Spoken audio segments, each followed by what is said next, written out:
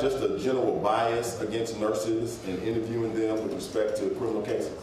I usually will just interview the doctor that did the medical treatment to the victim.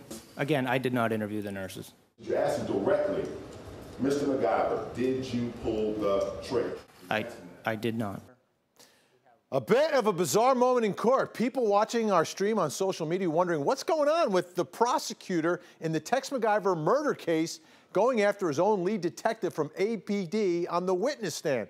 I mean, at one point, the detective was telling the jury that he told a witness he thought it was an accident.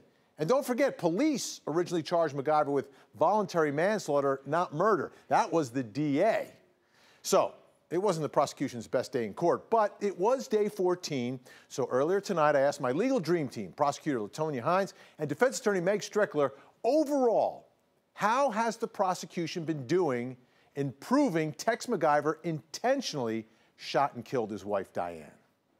Did they prove motive? Without a doubt, they showed motive because they showed there was no love, that he didn't care about Diane, he didn't love her, but he loved her money. And the only way that he could get it was that he had to have her gone. Yes, they proved motive. They proved it by showing a story of greed, and he's callous disregard for his wife, and he shot her dead. How about the gun evidence? Did they prove that it wasn't an accident? They proved that it wasn't an accident, not just by the gun evidence, but by the motive that was involved here.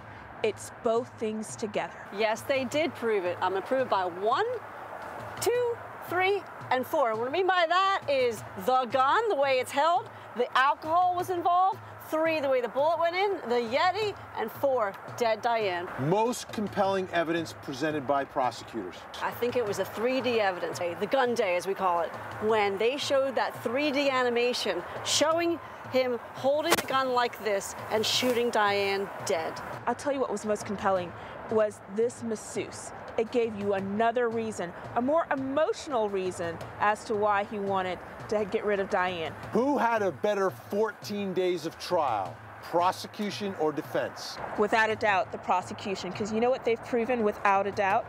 Tex is a liar, and that he doesn't know how to tell the truth, especially when asked the question, what happened in that car? The prosecution, hands down, has had a better time so far during this entire trial. They have weaved a story so that when the jury goes this next week to think about things, they're going to think about how he killed Diane McIver.